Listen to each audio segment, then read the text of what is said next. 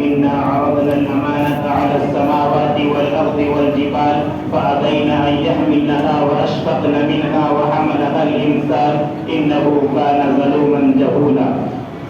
صدق الله العلي العظيم وصدق رسوله النبي الكريم على ذلك من الشاهدين والشاكرين والحمد لله رب العالمين.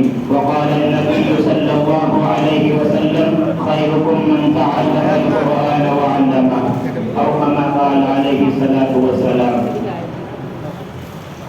نہ ملتی ذلت ہرگز اگر ہم باخدا ہوتے، نہ ملتی ذلت ہرگز اگر ہم باخدا ہوتے، بدل جاتی یہ تقدیریں اگر ہم محمد پر فدا ہوتے. محترم دوستو، عزیزو بزرگو، آپ حضرات کے لیے اور ہم سب کے لیے بڑی خوشی اور مسرت کا مقام ہے کہ آج الحمدللہ اللہ کا وہ کلام الہی جو پوری دنیا کی بقا کا ذریعہ ہے، اللہ رب العزت کے کرم اور فضل سے آج ہمارے تراویح کے اندر قرآن کریم مکمل ہوا. آپ کے امام صاحب حضرت مولانا محمد جمشید صاحب دامت برکاتہم العالیہ نے آپ کے سامنے کلام الہی کو مسلح پر کھڑے ہو کر حرفاً آپ کے سامنے تراویح کے اندر سنایا، اور آپ حضرات نے الحمدللہ بڑے تحمل کے ساتھ اس کو سنا ہے. اللہ تبارک و تعالی حضرت مولانا محمد جمشید صاحب کے پڑھنے کو اور آپ حضرات کے سننے کو بے حد قبول فرمائے. جو اس کے اندر کبھی کوتاہیاں بےادبیاں ہوئی ہوں، اللہ تبارک و تعالی ان سب کو ہم سب کے لیے معاف فرمائے. دوستو، عزیز و بزرگوں، ابھی آپ حضرات کا قرآن کریم مکمل ہوا ہے، تراویح مکمل نہیں ہوئی ہے. آج یہ مسجد ماشاءاللہ بھری نظر آ رہی ہے، لیکن یہ عید کے چاند تک نہیں بلکہ یہ ہمیشہ اسی طریقے سے بھری نظر آنی چاہیے، تب تو خوشی ہے. ورنہ اگر آج اگر نظر آئی تو پھر ہم تو رسمی مسلمان ہو گئے. کئی عیدی مسلمان، کئی جمعراتی مسلمان ہیں، کہیں رمضانی مسلمان کہ رمضان آیا تو مسجد میں نظر آئے، رمضان گیا تو مسجد خالی. لیکن ایسا نہیں ہونا چاہیے. انشاءاللہ ہم نیت کریں کہ انشاءاللہ ہم اسی طریقے سے جیسے آج اپنے شوق کے ساتھ مسجد میں آئے ہیں، اسی طریقے سے ہمیشہ ہر نماز میں شوق کے ساتھ مسجد میں تشریف لائیں گے. دوستو، عزیز و بزرگوں، یہ قرآن کریم جو حضرت مولانا نے آپ کے سامنے سنایا اور آپ حضرات نے سنا، یہ کلام الہی اللہ کا کلام ہے. کس کا کلام ہے بھائی؟ اللہ کا کلام ہے، کسی دنیاوی شخصیت کا کلام نہیں ہے. اور یہ قرآن کریم جس کو ہم ایک کتابی شکل میں دیکھتے ہیں، یہ کوئی عام کتابوں کی طرح کتاب نہیں ہے، بلکہ یہ اللہ کی ذات سے نکلا ہوا کلام ہے. اس کا ایک ایک لفظ، اس کا ایک ایک حروف ہمارے لیے باعث برکت ہے، باعث مغفرت ہے، باعث رحمت ہے.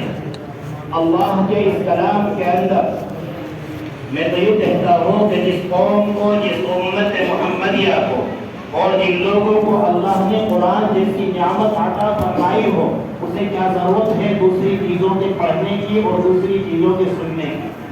کیونکہ یہ قرآن کریم وہ قرآن ہے، وہ کلام ہے. جب اسے اچھی آواز میں پڑھا جاتا ہے، اس کو تلفظ کی ادائیگی کے ساتھ پڑھا جاتا ہے، اس کو تجوید و تلقین کے ساتھ پڑھا جاتا ہے، تو دوستو، عزیز و بزرگوں، مسلمان ہی نہیں، کسی غیر ایمان والے کے سامنے بھی اس قرآن کریم کو بہترین لب و لہجے کے ساتھ اور بہترین ترنم کے ساتھ پڑھا جائے گا تو دوستو، عزیز و بزرگوں، غیر ایمان والے کا دل بھی اس قرآن کریم سے اثر لیتا ہے. لیکن آج ہم ہیں کہ ہم نے آج اس قرآن کریم کو مسلسل 25 دن تک سنا. آج 25ویں تراویح ہے، آپ نے 25 دن تک قرآن کریم کو سنا. کسی دن 1 پارہ، کسی دن 1.5 پارہ، کسی دن 1.25 پارہ. لیکن دوستو، بزرگوں، ہم غور کریں کہ ہمارے دلوں نے کتنا اثر لیا ہے. ہم نے اس قرآن کریم کو سن کر کیا عہد کیا کہ آج کے بعد ہم گناہ نہیں کریں گے، آج کے بعد ہم اپنی تجارت میں ہیرا پھیری نہیں کریں گے، آج کے بعد ہم اپنی تجارت کو جھوٹ کے ساتھ نہیں کریں گے. کہ ہم نے عہد کیا، اس کا مطلب یہ کہ اگر ہم نے عہد نہیں کیا، ہم نے گناہوں سے توبہ نہیں کی اور گناہوں سے بچنے کا عہد نہیں کیا، تو اس کا مطلب یہ ہے کہ ہم نے قرآن کریم سن کر بھی قرآن کریم سے ہمارے دلوں میں اثر نہیں دیا. کتنے لوگ ہیں جو قرآن کریم سن کر آپ کو ایمان والے ہیں، انہوں نے کفر سے توبہ کی اور کفر کی اندھیریوں سے نکل کر اسلام میں آ گئے۔ یہ ہے اثر لینا۔ ایک آدمی قرآن کریم سنا، ایک حافظ قرآن، ایک عالم دین اسے قرآن کریم سناتا ہے، اور جب قرآن کریم سنتا ہے اور اس کو سمجھتا ہے، اس عالم دین سے اس کے معنی اور مطلب کو سمجھتا ہے، تو وہ کفر کی اندھیریوں سے نکل کر اس کا دل ایسا متاثر ہوتا ہے کہ کفر کی اندھیریوں سے نکل کر وہ اسلام قبول کر لیتا ہے۔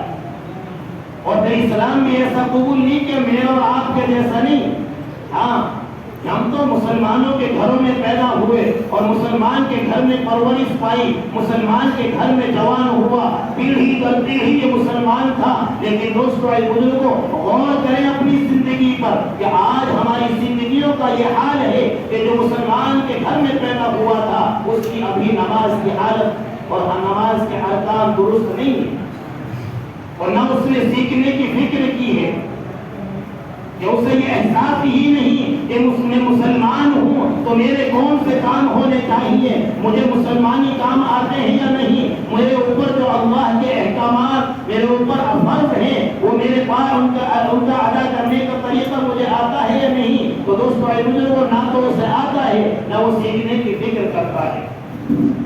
اس لیے دوستو اے بزرگوں، اس سے معلوم ہوتا ہے ہم نے امام صاحب کے پیچھے تراویح تو پڑھی ہے، نمازیں تو ہم ادا کرتے ہیں، لیکن اس سے معلوم ہوتا ہے کہ ہم اپنے امام سے محبت نہیں کرتے۔ اگر ہم محبت کرتے تو چند منٹ آدھا گھنٹہ دے کر ان سے ہم نماز سیکھتے، نماز کا طریقہ سیکھتے، ہم مسلمان ہونے کا مطلب اور طریقہ سیکھتے کہ ہم مسلمان ہیں، ہمارے اوپر کون سے احکامات لاگو ہیں اور کون سے احکامات اور کون سے کاموں کے لیے اللہ نے ہمیں منع فرمایا ہے۔ لیکن افسوس ہے ہماری زندگیوں پر کہ کیسی ہماری زندگیاں ہیں کہ دوستو اے بزرگوں، رات دن ہم گناہ کر رہے ہیں۔ یہ مبارک مہینہ چل رہا ہے، آپ ہم ہر ایک اپنے گھر کا حال جانتا ہے، ہر ایک نوجوانوں کی حالت جانتا ہے، ہر ایک ہم میں سے اپنے پورے محلے کا حالات جانتے ہیں۔ لیکن دوستو اے بزرگوں، ہم غور کریں کہ کتنے نوجوان ہمارے محلوں میں مسلمان ایسے ہیں، ہمارے گھروں کے اندر نوجوان ایسے ہیں جو اس مبارک مہینے کے اندر روزہ نہیں رکھ رہے ہیں، تراویح کی نماز ادا نہیں کر رہے ہیں۔ تو بتائیے ہم اس قرآن کریم سے کیا اثر لے رہے ہیں؟ اس لیے دوستو اے بزرگوں، ہم ان علماء کے پاس بیٹھے ان سے سچی محبت کریں۔ یہ علماء، یہ دوستو اے بزرگوں، انبیاء علیہ السلام کے وارث ہیں۔ اللہ نے ان علماء پر اعتماد کیا ہے، اللہ نے ان پر بھروسہ کیا ہے۔ دوستو اے بزرگوں، اللہ چاہتے تو قیامت تک ہر دور میں نبی بھیجتے رہتے۔ محمد رسول اللہ صلی اللہ علیہ وسلم کی ذات پر آپ نبوت کے دروازے کو بند نہیں کرتے، کیونکہ اللہ کے لیے کوئی مشکل نہیں، اللہ کے خزانے میں کوئی کمی نہیں ہے۔ آپ چاہتے ہر دور میں نیا نبی بھیجتے، لیکن دوستو اے بزرگوں، اللہ نے نبوت کا دروازہ بند کر کر پھر اللہ نے ان علماء پر، ان حفاظ پر اعتماد کیا، اور جو علم نبوت اللہ نبیوں کو دیا کرتے تھے وہ علم نبوت اللہ نے ان علماء کو دیا ہے۔ یہ علم نبوت، یہی علماء، یہی انبیاء علیہ السلام کی وراثت ہے، اور ان پر بھروسہ کر کر اللہ نے یہ شریعت کا علم اور یہ علم نبوت انہیں عطا فرمایا۔ اس لیے دوستو اے بزرگوں، یہ وارثین نبی ہیں، یہ وارثین رسول ہیں، یہ وارثین انبیاء ہیں۔ اس طرح ہم اور آپ کئی مرتبہ جوش میں جو کہتے ہیں اگر آج ہمارے بیچ نبی ہوتے تو ہم اس کی ایسی احترام کرتے، ایسی خدمت کرتے۔ دوستو اللہ کے نبی صلی اللہ علیہ وسلم نے فرمایا کہ نبی کے بعد نبی کی وراثت ان علماء پر ہے۔ یہ وارثین انبیاء ہیں، یہ اسی نبی کے مسلح پر کھڑے ہو کر آپ کے بیچ نماز ادا کرا رہے ہیں۔ جس طرح اگر ہم نبی کا احترام کرتے ہیں، ان علماء کا احترام کرنا ایسا ہے جیسے ہم اپنے نبی کا احترام کرتے ہیں۔ ان علماء کی بے حرمتی کرنا ایسا ہے جیسے ہم نے اپنی نبی کی بے حرمتی کی ہو۔ اس لیے دوستو اے بزرگوں، ان علماء کا احترام کریں، ان کے سینوں کے اندر اللہ کا قرآن کریم ہے۔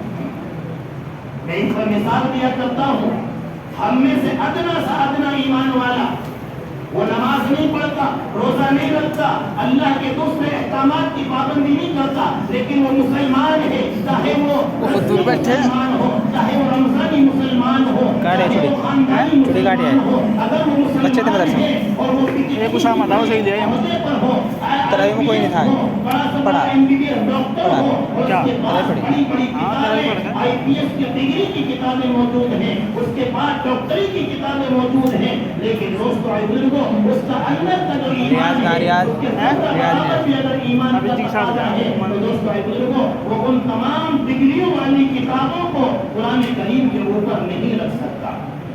بتاؤ رکھے گا؟ نہیں رکھے گا. تمام کتابوں کو سب سے نیچے رکھے گا, اس کے اوپر قرآن کریم رکھے گا. لیکن دوستو اے بزرگوں ہم نے اس قرآن کریم کا جو کتابی شکل میں ہے, ایک کاغذ پر لکھا ہوا قرآن کریم ہے, اس کا اتنا احترام کیا کہ اس کے اوپر ہم کوئی کتاب نہیں رکھ سکتے, اس کے اوپر ہم اس سے اونچی جگہ پر ہم چڑھ نہیں سکتے, اس سے اونچی جگہ پر بیٹھ نہیں سکتے. یہ قرآن کریم تو صرف کاغذ کی شکل میں ہمارے سامنے موجود ہے, لیکن دوستو اے بزرگوں اس کے مقابلے میں دوسری طرف آئیں, یہ علماء ہے, یہ آپ کا امام ہے. اگر آپ میں سے کوئی ڈاکٹر ہو, بڑے عہدے پر ہو, بڑا مالدار ہو, بڑا جاگیر والا ہو, وہ اس کا کیا احترام کرتا ہے؟ دوستوں اس قرآن کریم جو کتابی شکل میں ہے اس سے کہیں زیادہ اس عالم دین کا احترام ہے, کیونکہ اس کے سینے میں قرآن کریم محفوظ ہے. اور اللہ نے وہ کتاب جو کاغذ کی شکل میں ہے اس پر حفاظت کا وعدہ نہیں, بلکہ اللہ نے ان حفاظت کی ذمہ داری اور حفاظت کا ذریعہ ان علماء کو بنایا ہے. اگر کوئی طاقت, اگر کوئی دنیاوی طاقت مخالفین ایمان اسلام کوئی اس کتاب کی شکل میں قرآن کو مٹا بھی دے تو دوستو اے بزرگوں ان کے سینوں سے قرآن کو نہیں مٹا سکتا. ان کے سینوں میں قرآن کریم محفوظ ہوگا. اور یہ 50 سال کے بعد, 30 سال کے بعد جب ان سے پکارا جائے گا, جب ان سے کہا جائے گا کہ مکمل قرآن کریم اسی طریقے سے لکھوا دیں گے جس طریقے سے ہم اور آپ کتابی شکل میں قرآن کریم پڑھتے ہیں, تو بتاؤ کس کا احترام زیادہ ہوا؟ کون ہے قرآن کریم کی حفاظت کرنے والے؟ کون کر رہے ہیں قرآن کریم کی حفاظت؟ وہ کاغذ کی شکل میں جو قرآن کریم, کیا اس سے حفاظت ہو رہی ہے کہ ان علماء کرام سے حفاظت ہو رہی ہے؟ کہ کسی غیر ایمان والے نے, کسی دشمن اسلام نے قرآن کریم کاغذ کی شکل میں چھاپا اور اس میں تبدیلیاں کر دی. آپ کیا پہچانیں گے اس میں تبدیلیاں ہیں؟ جس طرح صحیح قرآن کریم آپ کے سامنے ہے, ایسے ہی وہ غلط قرآن کریم بھی آپ کے سامنے ہے, لیکن اس میں غلط اور صحیح کی تمیز کون کرے گا؟ یہی علماء کرام ہے, یہی حافظ قرآن ہے. تو اس سے بتاؤ اس قرآن کریم سے بڑا احترام ان کا ہے یا اس کا ہے؟ لیکن دوستو ہم اور آپ اپنی غیرت پر ذرا نظر ڈالیں کہ ہم کیسے بے غیرت ہیں کہ اس قرآن کریم کا تو احترام کرتے ہیں کہ علماء کا احترام نہیں کرتے. آج ہماری حالت ایسی ہو گئی ہے کہ ہم دوسروں کے سامنے, غیروں کے سامنے غیر کا احترام کر سکتے ہیں, غیر سے محبت کر سکتے ہیں, اور ایک مسلمان کی بغاوت پر تلا ہوا ہے, ایک مسلمان کی مخالفت پر تلا ہوا ہے. اگر کوئی غیر ایمان والا آ جائے تو اس کی چاپلوسی کریں گے اور اس کے سامنے اس کی خوشامد کریں گے, اور ایک ایمان والا, ایک نمازی ہے, دیندار ہے, اس کے سامنے اس کی برائی کریں گے اور اسے جاتے ہی اس کی قیمت میں لگ جائیں گے. یہ تمیز ہوگا کہ اللہ کا گھر ہے یا ہم باہر کھڑے ہوئے ہیں. تو دوستو اے بزرگوں اسی وجہ سے آج یہ امت جگہ جگہ پھٹ رہی ہے. انہوں نے اپنوں سے محبت کرنا چھوڑ دیا, انہوں نے اپنوں سے محبت کرنی چھوڑ دی اور غیروں کی چاپلوسی میں لگ گئے. دوستو اے بزرگوں اگر کامیابی چاہتے ہو تو ان علماء کا احترام کرو, ان سے محبت کرو, ان کی صحبت میں کچھ وقت اپنا دو. آج ہم اللہ کے لیے وقت نہیں دیتے اور یہ چاہتے ہیں کہ اللہ کی مدد آ جائے. اللہ کے لیے وقت نہیں دیتے. اللہ کی قسم آپ خود غور کریں, آپ نماز میں آتے ہیں, پورے 5 منٹ نماز کے بعد دعا نہیں مانگتے, پورے 5 منٹ گھڑی لگا کر دیکھ رہے, ورنہ تو آپ جو ہاتھ اٹھائیں گے, ایک دو الفاظ کہیں گے, ہاتھ پھیرے اور مسجد سے بھاگے جیسے آپ جیل کھانے کے اندر ہو. آپ کبھی نماز کے بعد فارغ ہو کر آپ نے دعا مانگی, پھر آپ امام صاحب کے ساتھ کچھ دیر بیٹھے ہوں اور آپ نے کوئی مسائل آپ نے قرآن کے تعلق سے کوئی معلومات اپنے امام سے معلوم کی ہو، اس کی جانکاری معلوم کی ہو، کچھ سیکھا ہو، اس سے معلوم ہوتا ہے کہ آپ دین کے لیے اور اللہ کے لیے وقت نہیں دیتے۔ اور یہ نماز کے لیے بھی جو ہم آ رہے ہیں، یہ تو سرما ضروری ہے کہ اگر ہم نماز نہیں پڑھیں گے تو یہ لوگ یوں کہیں گے کہ فلاں آدمی نمازی نہیں ہے، فلاں آدمی نمازی نہیں ہے۔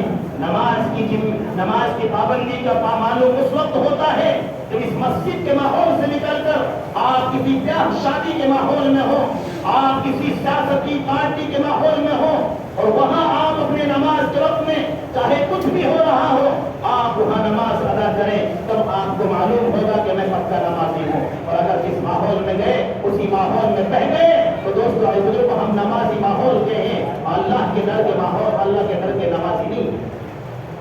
اس لیے دوستو بزرگوں ہم ان علماء کی خدمت کیا کریں، ان علماء کا احترام کیا کریں، ان سے محبت کریں۔ یہ علماء ہی اس دین کی بقا کا ذریعہ ہے۔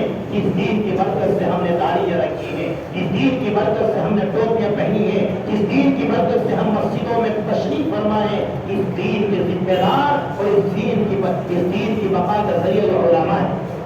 اگر یہ علماء نہیں ہوں گے تو دوستو ہمیں مسائل بتانے والا کوئی نہیں ہوگا۔ ایک آدمی آج مجھ سے یوں کہہ رہا تھا، وہ اپنے وقت پر چودھری ہے، لیکن میں نے بھی اس کو اسی طریقے سے سنایا۔ اور فرید آباد کے اندر اس سے میں نے کہا، کیونکہ ابھی ان کے یہاں میں امتحان میں گیا تھا رمضان سے پہلے، اور اس نے کہا کہ میرا نمبر لے لو، میں بہت ساری زکات نکالتا ہوں، آپ کبھی تشریف لائیں۔ میں ان کے یہاں گیا، اس نے کہا کہ میں نے علماء سے اور مدارس سے اپنا رشتہ توڑ لیا۔ مجھے غصہ آیا، میں نے کہا نالائق آپ کو معلوم ہے تیرے جنازے کی نماز کون پڑھائے گا؟ کیا تم اپنے جنازے کی نماز خود پڑھائے گا؟ اس نے کہا آپ کس طرح بدتمیزی سے بات کر رہے ہیں؟ کہ میں نے کہا میں چندہ جو لیتا ہوں میں اسی چوس اور ڈھونس کے ساتھ لیتا ہوں، میں تیری زکات کا بھوکا نہیں، میرے ماں باپ اور میرے بیٹی بیٹیوں کو زکات نہیں دے رہا ہے۔ الحمدللہ جس طرح تو جاگیر کا مالک ہے ایسا میں بھی جاگیر کا مالک ہوں۔ آپ ان علماء کو نہ سمجھیں کہ یہ فقیر ہیں، بڑے بڑے علماء آپ سے زیادہ مالدار ایسے ہوں گے جو آپ کی چوکٹ پر بیٹھ کر چندہ مانگ رہے ہیں، یہ آپ سے زیادہ مالدار ہوں گے۔ آپ انہیں یوں سمجھتے ہو کہ انہوں نے اپنا رومال بچھا دیا، ایک ایک روپے 10 روپے ہم ان کو ڈال رہے ہیں، یہ فقیر ہیں۔ اللہ کے قسم ایسے ایسے علماء آپ کے بیچ آتے ہیں جو آپ سے کہیں بہت زیادہ مالدار ہیں اور جن کی کئی لاکھ روپے کی زکاتیں نکلتی ہیں، لیکن وہ اللہ کے دین کے لیے، مدارس کے لیے آپ کے سامنے بیٹھ کر چندہ مانگتے ہیں۔ کیا یہ احترام ہے؟ ہونا تو یہ چاہیے تھا آپ کہتے کہ اے اللہ والے، اے عالم دین، آپ کا یہ احترام نہیں ہے، آپ یہاں بیٹھے مسلے پر، ہم آپ کو یہاں دیں گے۔ لیکن آپ کی غیرت کیسی غیرت ہے کہ آپ علماء کو وہاں بٹھاتے ہیں جہاں دوستو ایک مانگنے والا منتا بیٹھتا ہے۔ یہ غیرت ہے۔ اور پھر کہتے ہیں اللہ کی مدد نہیں آتی۔ اگر یہی حال رہا ان مسلمانوں کا تو ایک ایک کر اس طرح پیٹے جائیں گے جس طرح آپ حالات دیکھ رہے ہیں۔